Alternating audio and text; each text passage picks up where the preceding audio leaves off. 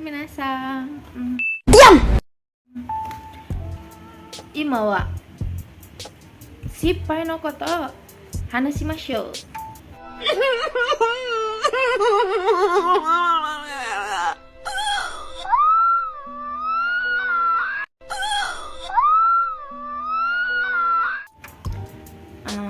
Pertama kali gagal itu ketika mau meminta izin orang tua buat kerja di luar negeri.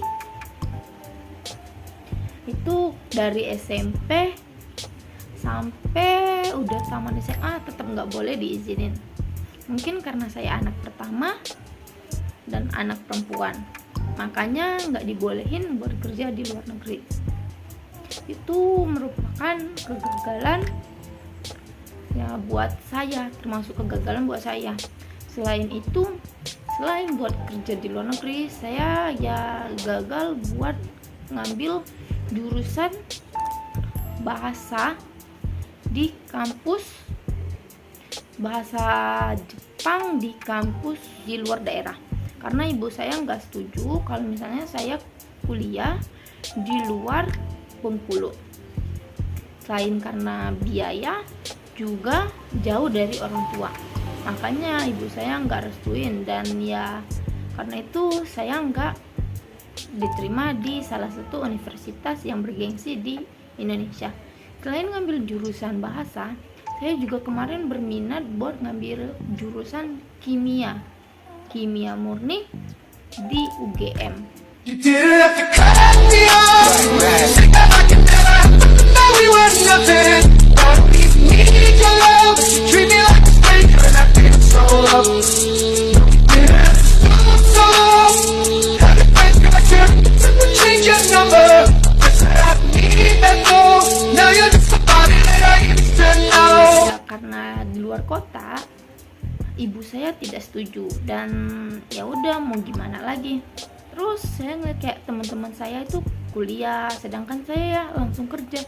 Kayak aduh, seharusnya terima aja buat kuliah di Bengkulu. Tapi karena tekad saya lain, saya pengen buat keluar dari daerah saya, karena menurut saya ini kota kecil. Kayak kalau misalnya kita terus di sini gak bakal ada majunya. Jadi kita harus berani keluar dari zona nyaman. Oleh karena itu kemarin saya izin buat kuliah di luar kota, dan itu nggak dibolehin. Ya itu termasuk kegagalan buat saya, dan saya juga nilai ujian saya itu kurang sedikit karena itu saya gagal masuk universitas tersebut.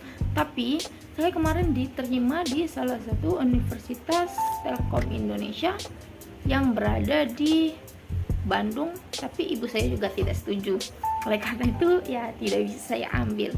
Itu juga kegagalan buat diri saya.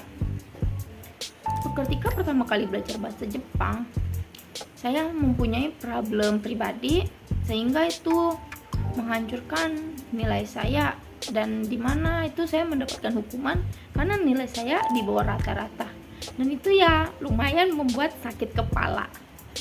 Makanya oleh karena itu saya terus belajar dan terus rajin menghafal kotoba baru, karena kita di sana di Hadetama Medan di tiap hari itu kita ada ujian bab, dan di ujian bab itu kita ada ujian pendengaran dan ujian tulis, dimana situ ada tulis kanji dan tulis hiragana untuk pertama kali kita belajar.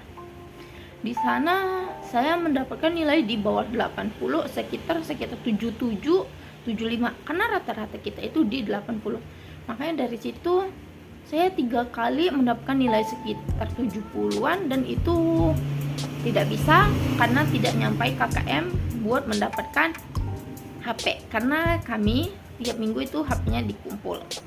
Terus kalau misalnya nilainya udah bagus, itu baru bisa mendapatkan HP.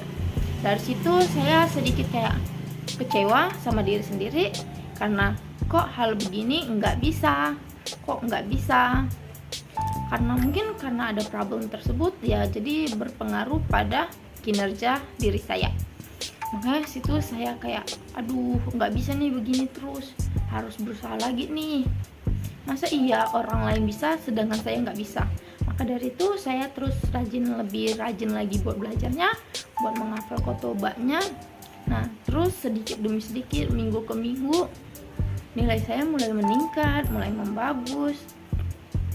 Nah, terus saya kayak, wah ternyata saya bisa kalau saya benar-benar berusaha. Kayak hal yang tidak baik itu jangan terlalu dipikirin. Kita harus mengubah mindset kita lebih ke profesional, karena kita kan buat ngejar masa depan sendiri nih. Jadi harus lebih berusaha buat menggapai itu, walaupun kita kayak lagi ada problem itu kita kesampingkan dulu, kita fokus pada tujuan kita, dimana itu buat berangkat ke Jepang. Oleh karena itu kita harus lebih sering buat menghafal kotoba dan kanji.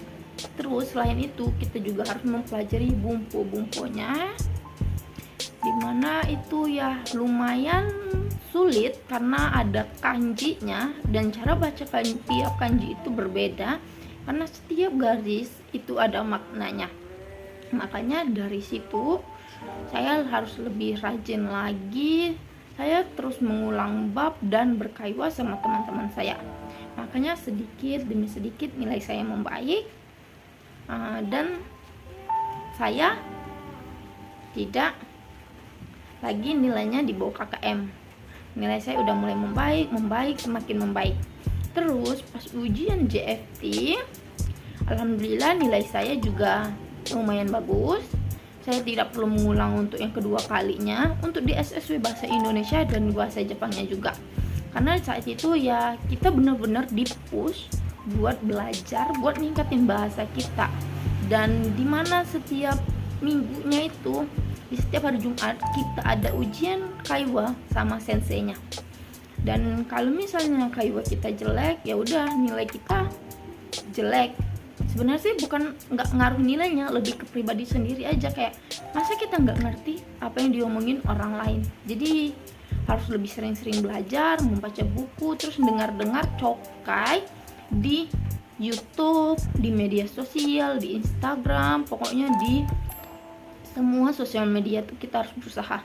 Terus karena di buku, kita kan mempelajari buku Irodori nih. Nah, di buku Irodori itu ada juga buat cokainya, buat pendengaran. Jadi kalau misalnya kita udah ujian itu, kita dengerin sekali lagi, kita review bareng-bareng sama senseinya. Gimana yang tidak bisanya, nggak hanya di cokai, tapi di dokai pun kita mereviewnya sama-sama. Jadi kayak kenapa nggak bisa ini? Ternyata setelah kita pelajarin itu tidak sesulit awal-awalnya. Iya, masih sulit. Tapi karena kita, kalau misalnya kita terus berusaha, lama-lama terbiasa, dan kita bakal bisa sendiri. Makanya kayak walaupun kita pernah gagal, tapi kita harus bangkit karena ada tujuan yang kita kejar.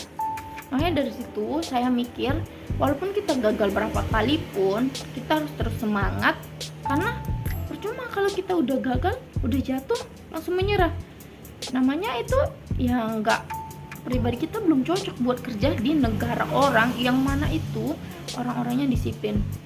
Makanya kita harus lebih rajin, lebih disiplin, bisa menghargai waktu, dan bisa fokus pada tujuan kita.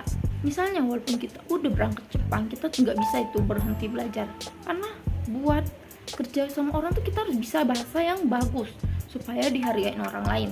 Kalau misalnya kita ada masalah terus kita nggak bisa ngomong, itu juga percuma aja. Makanya kayak harus semangat, walaupun gagal kita harus bangkit. Oke?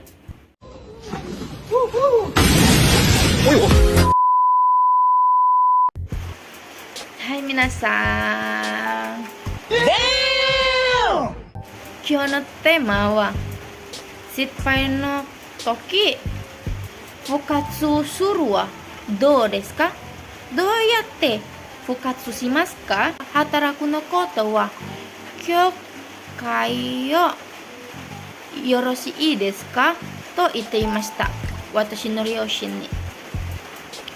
でも私の両親の返事はダメと言っていました。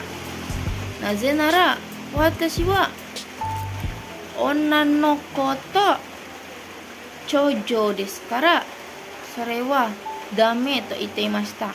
私の母は心配です。海外に働くの時、私の状態、条件どうですか？そして私は少し悲しくなりました。でも大丈夫です。まだ子供です。そして高校に卒業した後、もう一度私の両親に確認しました。でも私の両親の返事まだ同じです。そして私の気分バラバラくなります。それで私は働きました。私の働くのことは4年間後、私の両親にもう一度聞きます。どうですか？海外に働くのことどうですか？大丈夫ですか？なぜなら私は毎日私の両親に説明して聞きました。それで私の両親の返事は変わりました。大丈夫と言っていました。なぜなら私の将来のため大丈夫です。そして昔私は働く前、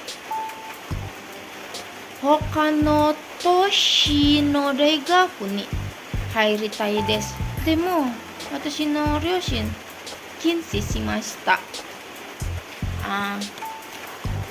ベンクロの大学だけ大丈夫入りました。